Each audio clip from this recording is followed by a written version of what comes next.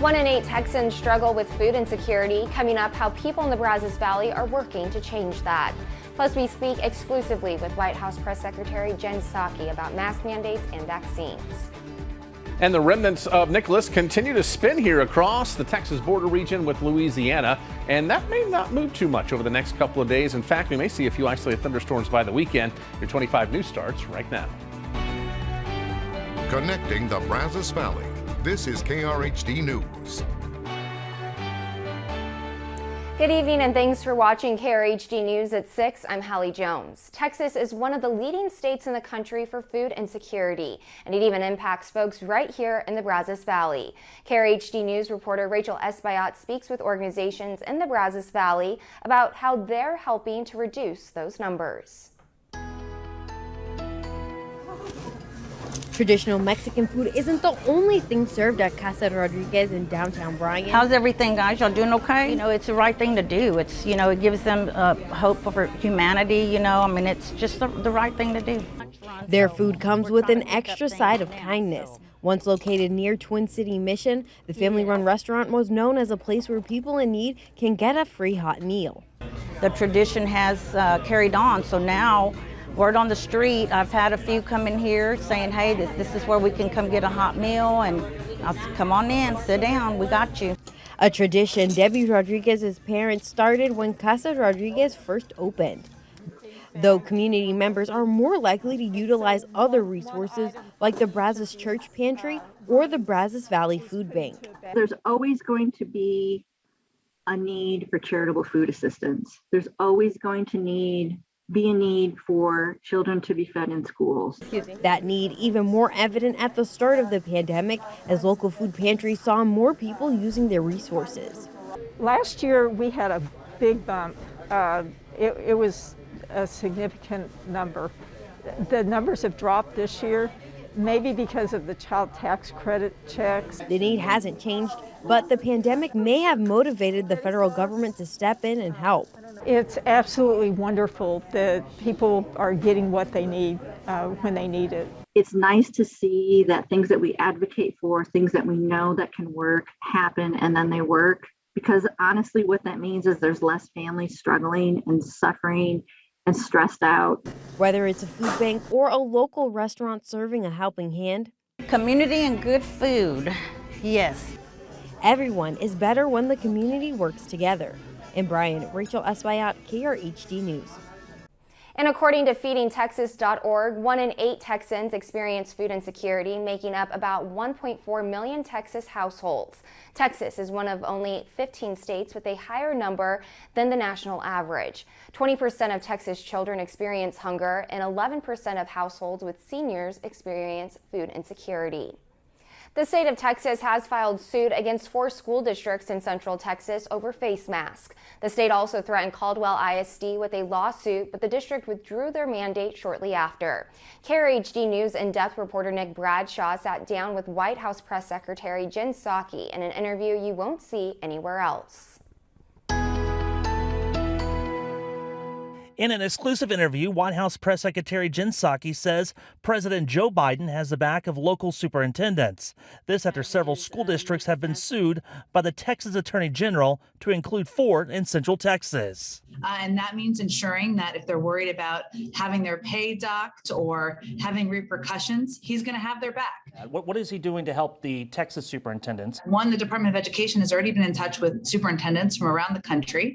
It means that we are ensuring there's going to be funding available should it be needed. Governor Greg Abbott is one of several governors fighting local school districts over their masking policy. Last week, President Biden had this to say. Let me be blunt. My plan also takes on elected officials in states that are undermining you and these life-saving actions. Right now, local school officials are trying to keep children safe in a pandemic while their governor picks a fight with them and even threatens their salaries or their jobs.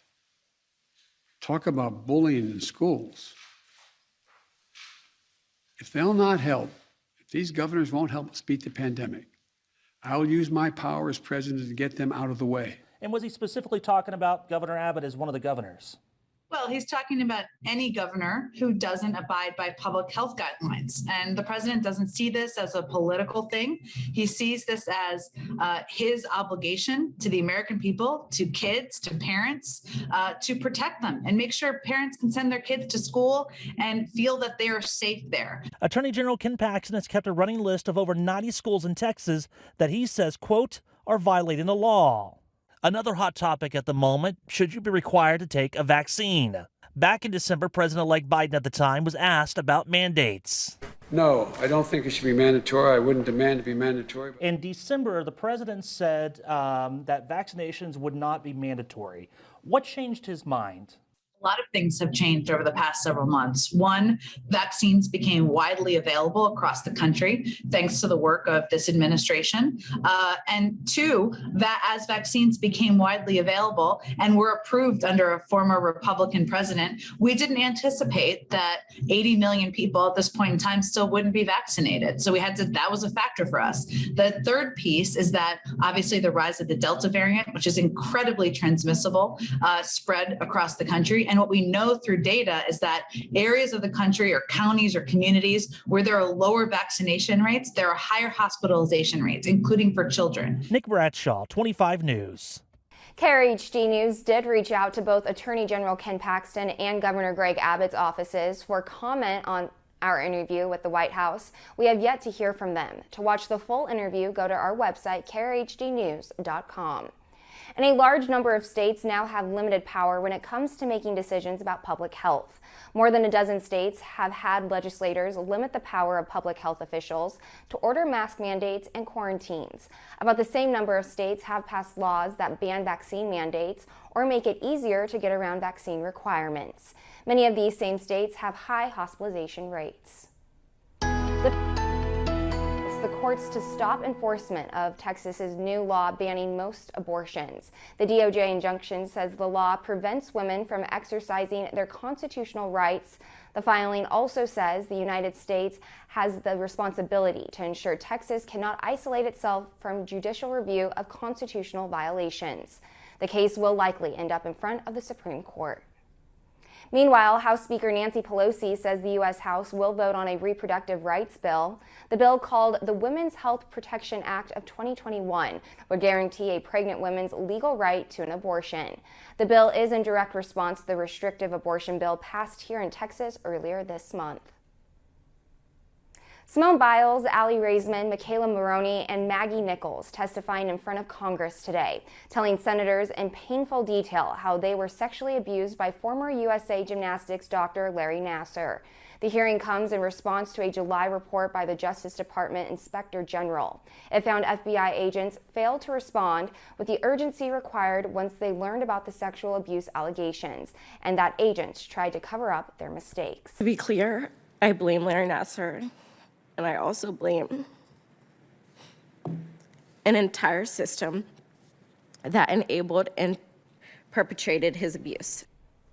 Nassar was sentenced to up to 175 years in prison in 2018 for molesting hundreds of gymnasts. The FBI says one of the agents critical to the Nassar investigation was fired, but Simone Biles says agents should be prosecuted. California Governor Gavin Newsom will keep his job. This after a recall election calling for Newsom to be replaced as governor of the country's most populous state. The recall effort was widely seen as a referendum to Newsom's handling of COVID. The governor violated his own restrictions late last year when he was seen dining at one of the country's most expensive restaurants. Meanwhile, the U.S. and many of its allies on high alert after North Korea fired 2 short-range ballistic missiles across its east coast. The missiles traveled 500 miles before landing in waters between Japan and North Korea.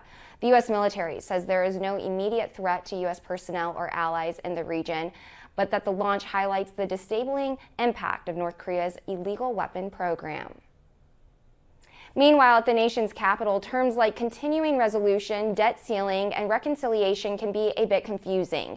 However, they are at the core of major debates unfolding in Washington. Our Joe St. George explains how each one of these issues can impact you.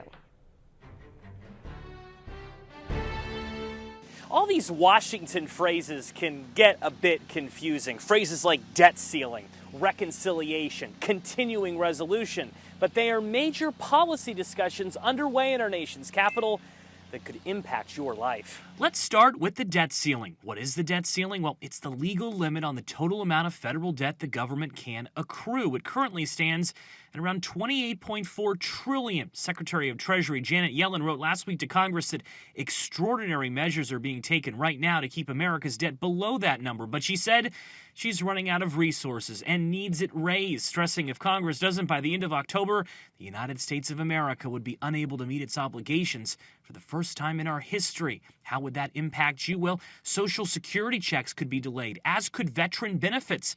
Not to mention your 401k would likely lose value because the threat of a default would disrupt the markets. As for where the debate stands, Democrats could raise the debt limit on their own, but they want Republicans to raise it with them, arguing Democrats did it when former President Trump was in office.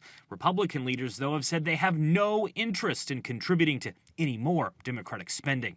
Next, what is a continuing resolution? That's important because, in addition to issues with the debt, the federal government is set to run out of money on October 1st.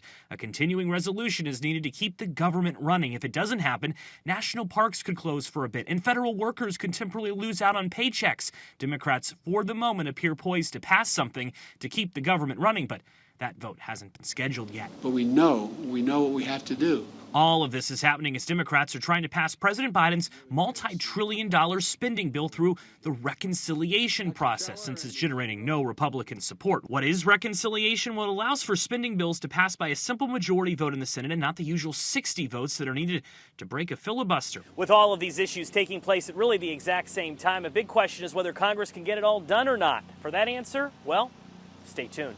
On Capitol Hill in Washington, I'm Joe St. George.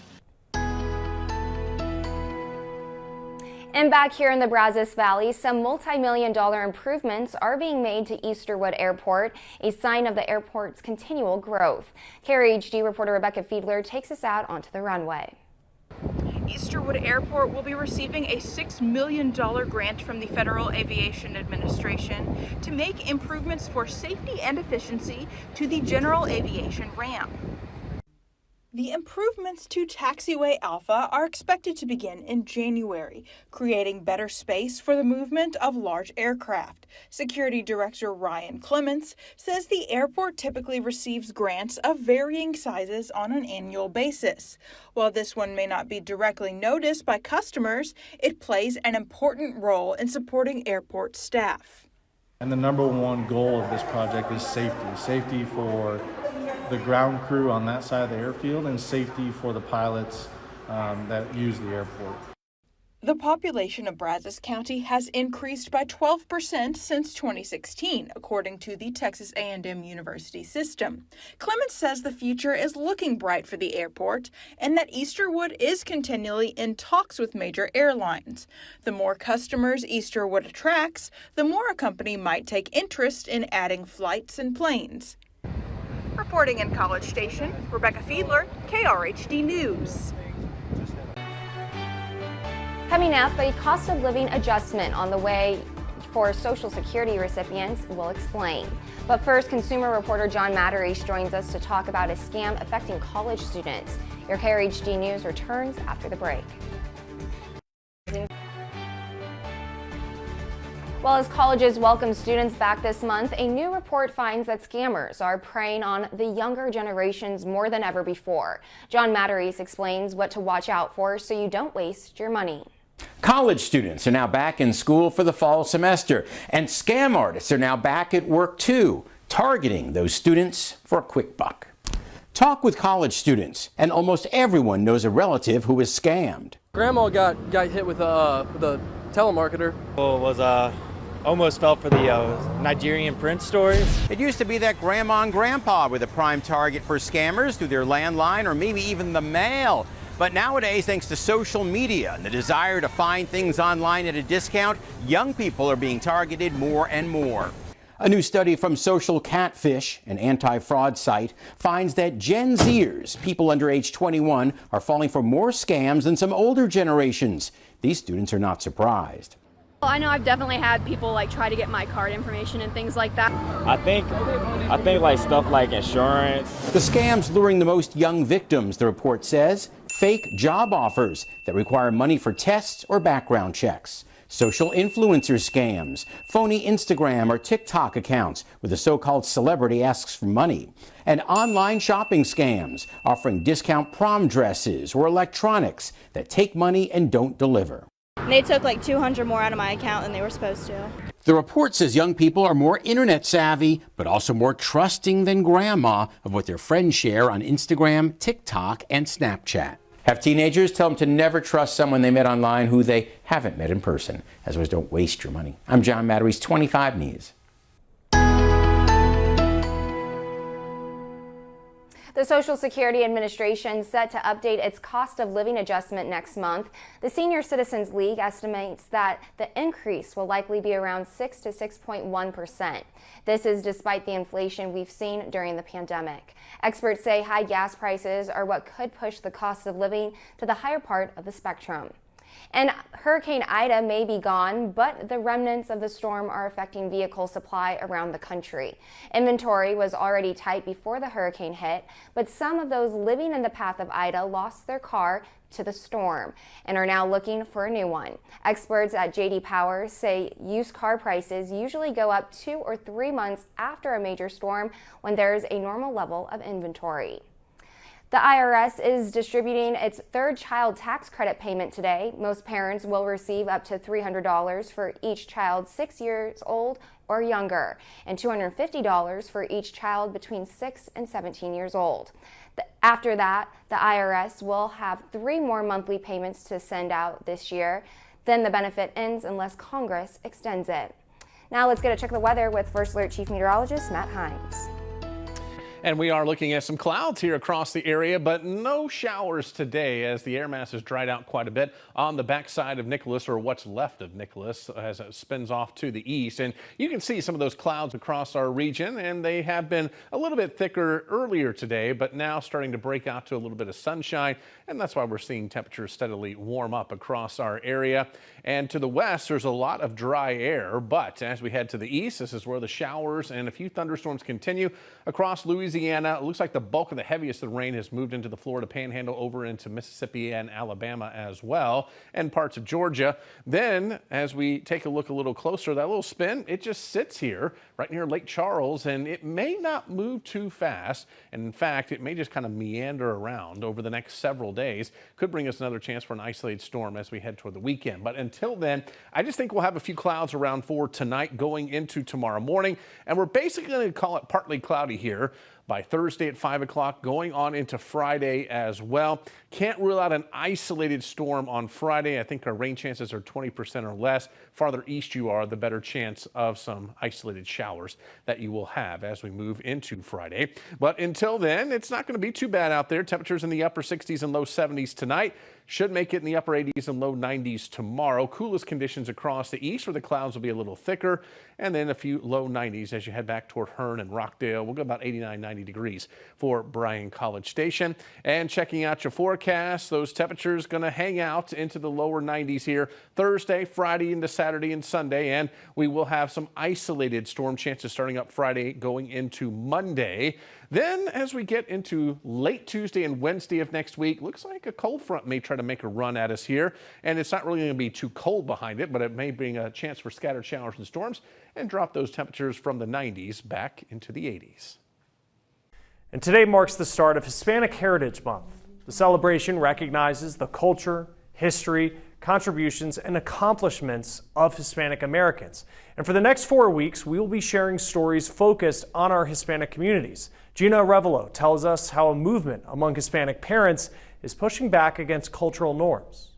Hi. Love, respect, family.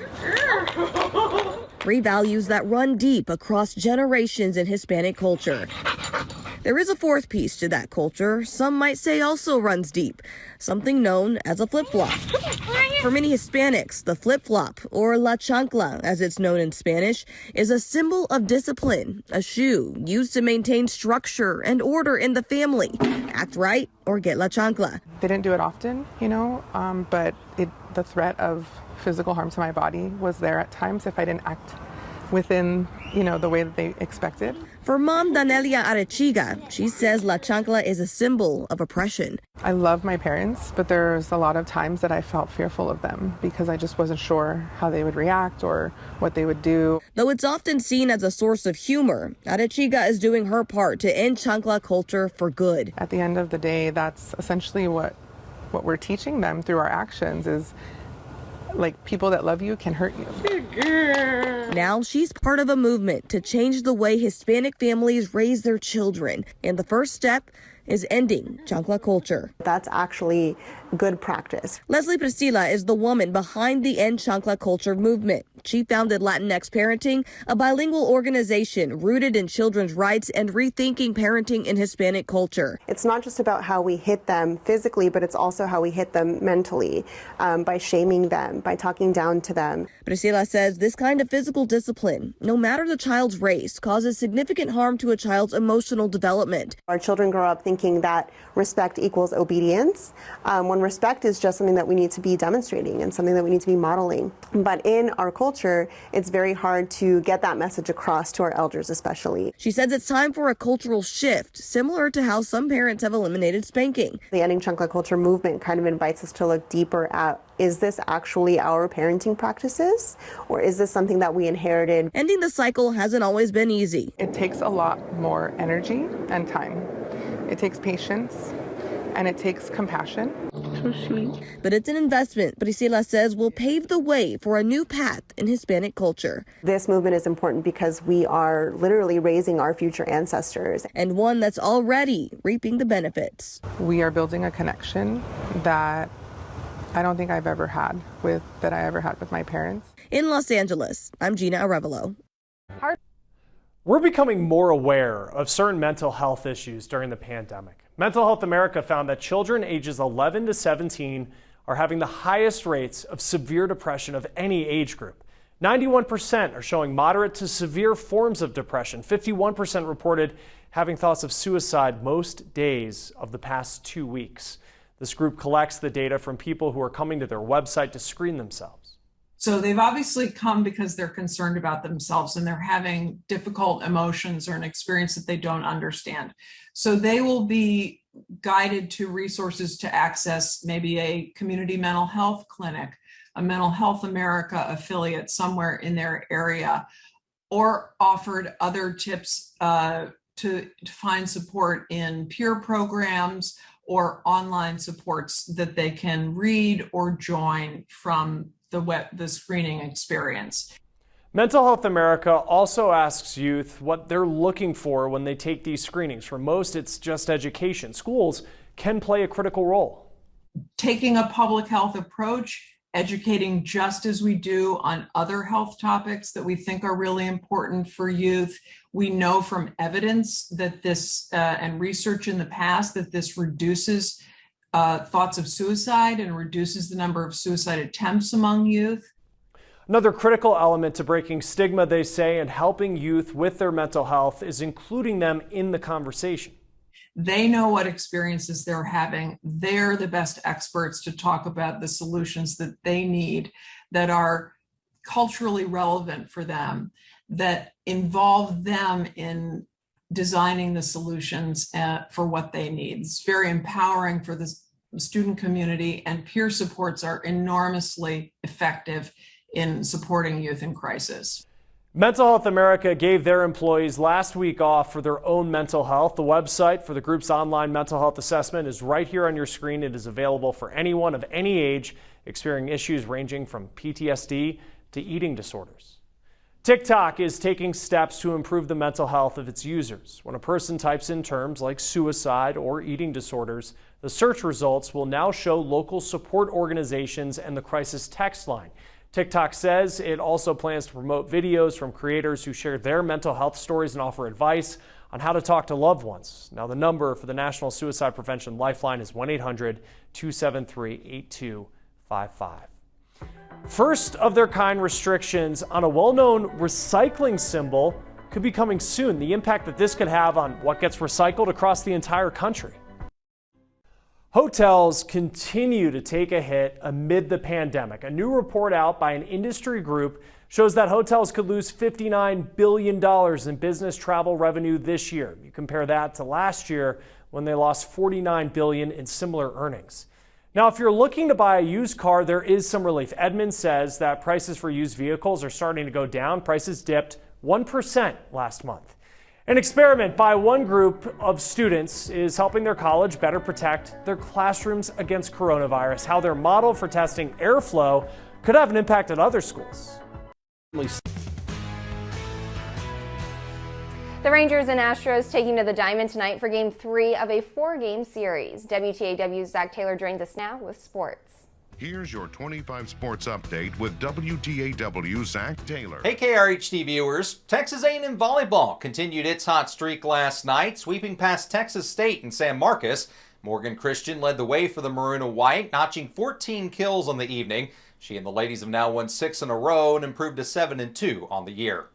In the high school game, third-ranked College Station held on for a 5-set victory over A&M Consolidated at Tiger Gymnasium. Elsewhere, Bryan went on the road to sweep past Killeen, while Rudder fell to Magnolia West in 3 sets. The SEC has released its baseball schedule for the upcoming 2022 season. Texas A&M will kick things off at LSU March 18th through the 21st, followed by a home series against Auburn March 25th through the 27th. Adolis Garcia smacked his 30th home run of the year, and the Texas Rangers downed the Houston Astros last night 8-1. Texas got to Stros starter Zach Greinke for 7 runs in just 5 innings in his first outing since testing positive for COVID-19 last month. Game 3 of the Lone Star Series is tonight at 7:05 at Globe Life Field. From the WTAW Sports Studio, I'm Zach Taylor. New immigrants and people looking to stay in the U.S. permanently will soon be required to get vaccinated against COVID-19. Starting October 1st, it will be part of the immigration medical exam. It already requires a list of other vaccinations like measles, polio, flu, and tetanus. The requirement follows updated guidance from the CDC. People may be exempt from medical conditions or if they're not yet old enough to get the COVID vaccine. More than half of the country's largest public universities are not requiring students get the COVID vaccine. This is according to a new analysis from the Associated Press. Almost all of them are in states where the governor has restricted vaccine mandates. Some are implementing efforts to encourage the vaccine. Dry ice, fans, and special sensors. A group of college students is using all of this to keep their fellow students and teachers safe from COVID. Lexa Liaco shows us how what they're learning is helping shape their school's pandemic protocols and how it could be a model for other places. Fun day so far. It's a sight so many have waited for. What size shirt? EXO. College students are heading back to campus. But this year, going back to school comes with some changes. There's also masks up there. They're pretty cool. And one big worry. Are we still safe returning back to campus, especially when we have a student body from all around the world? These students have been on campus for weeks already, working to answer that question. Now I'm taking out the CO2 portable sensors. Their mission, help with a safe return to in-person learning for the 11,000 students at the University of Wisconsin, Eau Claire. We're in a public health crisis. This is a pandemic. It's a worldwide pandemic. We have to do something about this. With some help from their professors, students led by junior Danielle Zahn built an experiment. It started off as a small project. It kind of just exploded to really trying to evaluate the campus as a whole. They are testing airflow in classrooms, libraries, and labs to find out how well campus buildings are ventilated. The experiment uses dry ice to fill classrooms with carbon dioxide, the same gas we exhale when we breathe. Fans spread it all over the room to simulate a classroom full of students. Here's what they're looking for. In a real class, as CO2 builds up, if there are any sick students, COVID-19 will build up in the air too. These students are testing how fast the building's built-in ventilation clears the CO2 from the room. The faster the CO2 clears, the faster clean air comes in, and COVID goes out. So we definitely see a difference in those older rooms. Typically, the older the building, the slower the air filtration system and the higher the chance COVID could linger in the air. The students are bringing the data from each classroom to their university, and school leaders are taking action. What is the thing that facilities is looking at changing about these rooms that are underperforming? What are we going to add? Adding extra filtration.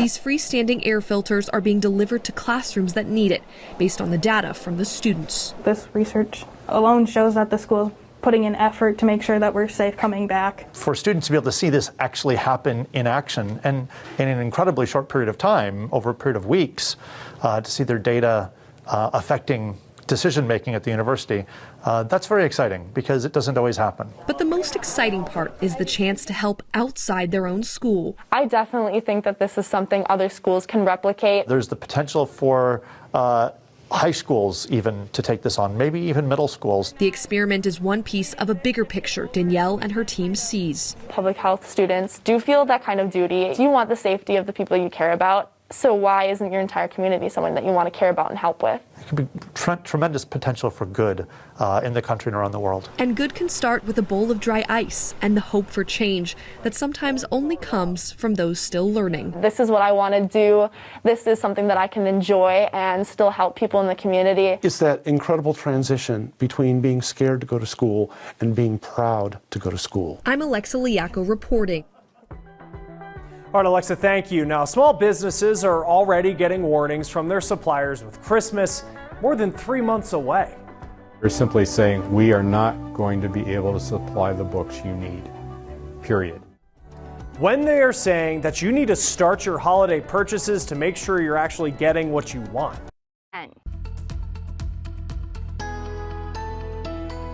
And it has been a quieter day here across the Brazos Valley. A little more sunshine out there this afternoon, and we haven't seen as many showers around as the air mass is drying out on all sides of what's left of Nicholas as it spins to our east. So you can see us here in Bryan College Station. We do have some of those clouds around, but the main spins over here to the east. A lot of Louisiana just seeing scattered showers now and not the general rains that we did see earlier in the week, and that's some good news for folks over there. This is going to kind of meander around over the next couple of days, so we may see a few clouds from time to time still on the backside of this thing, moving from northeast to southwest across our area. So this is 7 o'clock Thursday morning.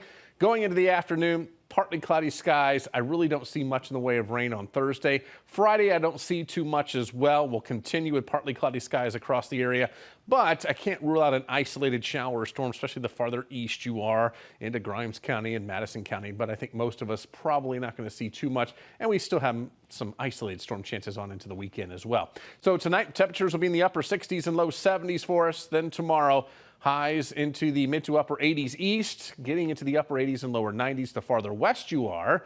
That's because you'll probably see a little more sunshine out there. So kind of a difference in temperature from east to west, as cooler temperatures will be east, warmer west. We'll go an even 90 for an official high, 92 on Friday, 91 Saturday. There's your isolated thunderstorms creeping back in all the way through Monday. Hopefully that goes up a little bit as we head toward the middle part of next week. Let's turn to the newsfeed. A historic launch for SpaceX tonight. The company will launch a team without any professional astronauts into space. This is the first time this has ever happened. Big announcement for the World Anti-Doping Agency. The group is looking at whether or not marijuana should still be on the banned substance list. Now, this comes in the wake of the Olympics, where U.S. track star Sha'Carri Richardson was ruled out after testing positive for cannabis. Walmart's taking another step into the future of delivery. The company says it is expanding its self-driving car program. It's bringing on 2 new automakers, including Ford. Walmart's working to bring autonomous deliveries to customers. Another advancement for getting more women of color into political office. Boston is going to have a mayor who is a woman of color for the first time. Mayor's office there has been held by a white man for the past 200 years. November's race is between a woman whose parents immigrated to the U.S. from Taiwan and a woman who describes herself as a first-generation Arab Polish American. 31 women are currently the mayors of the 100 largest cities in the U.S. 13 of them are women of color. This is according to tracking from the Center for American Women in Politics. This week, the Maryland Zoo became the latest to say it will start vaccinating certain animals against COVID-19. Veterinarians tell Usher Qureshi this is part of preventing what's known as spillover infections, protecting humans and animals alike. Scientists say most emerging infectious diseases originate in animals. In fact, the zoonotic origin of the 2003 SARS outbreak in Asia was traced back to cave-dwelling horseshoe bats in China. It eventually reached animals in live markets where it spilled over into humans. There's a huge interconnectedness between animals and people when it comes to a different number of different viruses and other illnesses. The source of SARS-CoV-2 or COVID-19 is still an official mystery. An unclassified report from the Office of the Director of National Intelligence last month was only confident that it was, quote, not developed as a biological weapon. What we do know is that the novel coronavirus is not only infecting humans. We have seen cases of COVID-19 occur in a number of different species around the country in different zoos, primarily primates, large cats such as tigers, lions, leopards, as well as a number of smaller carnivores like otters and mink. Late last week, more than a dozen western lowland gorillas reportedly tested positive for COVID-19 at Zoo Atlanta. Their care team noticed changes in appetite and respiratory issues. Something Dr. Mike Adkisson, Vice President of Clinical Medicine at the Chicago Zoological Society, says can be typical. Coughing, sneezing, lethargy, the animals just clearly feel a little bit under the weather, the same way that we see those same signs and symptoms in people. While animals are not playing a major part in the transmission of the virus, they are susceptible. Part of the concern is that those animals are able to spread it to other animals and potentially able to spread it back to people. The CDC says there have been isolated cases of domestic dogs and cats that have become infected and have been able to transmit COVID back to people. Zoos across the country are now vaccinating their animals, beginning with carnivores, primates, and big cats. The emergency use authorization of the vaccine Zoetis requires 2 doses 3 weeks apart. We're still pretty early on in this process, but we know that the vaccine is safe from the trials that Zoetis has done with it. So it's really just a question of how efficacious it's going to be in the long run for our animals. Caretakers at the Brookfield Zoo outside Chicago are required to mask and maintain social distancing as much as possible from the animals. There have been cases that have emerged in other zoos, though, even with those guidelines in place. So we know that the virus is able to infect many of these animals the same way it's able to infect people. Another reminder that the health of humans, animals, and the environment is intertwined. In Brookfield, Illinois, I'm Usher Qureshi reporting. All right, Usher, thank you. Now, more than half of states have passed laws since the pandemic started that weaken the authority of state and local leaders to protect public health. Kaiser Health News reviewed hundreds of pieces of legislation and found legislators in every state have proposed bills to curb public health powers. Bills that have passed include limits on orders for mask mandates or quarantines in at least 16 states. At least 17 states have passed laws banning COVID vaccine mandates or passports. Recycling bins are being filled with stuff that can't be recycled. California is now on track to become the first state to restrict how the Chasing Arrows recycling symbol is used. It's a move that could have an impact across the country. California state lawmakers passed a bill banning companies from using the arrow symbol unless they can prove the material is recycled and is used to make new products. Film and flexible plastics are one area where this issue with recycling symbols does come up. Batteries are maybe even more problematic because they always have a little trash can with an X on it. So it says don't put it in the garbage. And the recycling arrows on a battery is meant for a take-back system, but you get a lot of confusion at the curb and people just think it should be included in the recycling stream. Pete Keller is with Republic Services, one of the largest waste and recycling companies in the country, and he says around 22% of the items that the company receives at its facilities can't be recycled. He says it's not all packaging that has Chasing Arrows symbols on it, but a good portion of it is. Now, another part of the confusion is the resin identification code. It was designed to look like the Chasing Arrows, but it isn't technically the Chasing Arrows. So it's a triangle around a number. So that's caused a lot of confusion in the marketplace. Any plastic package has a symbol on it that looks like the recycling symbol. Keller is hopeful that restrictions around the Chasing Arrows symbol in California will lead to packaging design changes. Those changes may extend to product packaging nationwide since they'll have to make the switch in one state. Now, the Plastics Industry Association says it believes that labeling restrictions will confuse customers even more about what to recycle. Keller says continued public education is key to getting more people to recycle the right way. Other issues that he sees are people not being familiar with what's acceptable to recycle in their community and people putting recycling into plastic bags. Now, California isn't the only state trying to bring more transparency around recycling. Oregon recently passed a bill to create a task force to evaluate misleading or confusing claims related to recycling. A bill pending in New York would also ban products from showing misleading claims. Supply chain hiccups and a shortage of materials are setting back retailers across the country. Jesse Cohen found that includes local businesses, and they're being told that holiday shopping begins now because there is no telling what will be available in the months to come. Back of Beyond Books, this is Sam. When you step inside Back of Beyond Bookstore, I will say about this. Okay. you immediately notice just how homegrown it really is. Catered to locals and visitors in Moab, Utah, you'll find books about life outside at every corner. It's always been an environmental-leaning, fairly liberal store. But beyond this 1990s storefront is a quiet struggle to keep the shelves full. A struggle that customers will begin to notice as the holidays approach. It's becoming increasingly dire, and Ingram has just put out a white paper warning all of us that get ready, it's going to get a lot worse before it gets better. Ingram Content Group is an American service provider for the book publishing industry. Here's the famous clan of the cave bear. We always need to stock that. Andy Nettle, the owner of Back of Beyond Books, says most independent bookstores like his use Ingram. And that's in part what's coming this fall and winter is Ingram Books can't find staff. They can't get our books to us in a timely fashion. They're simply saying, we are not going to be able to supply the books you need, period. And because of this, the time to buy your gifts for the holidays is now.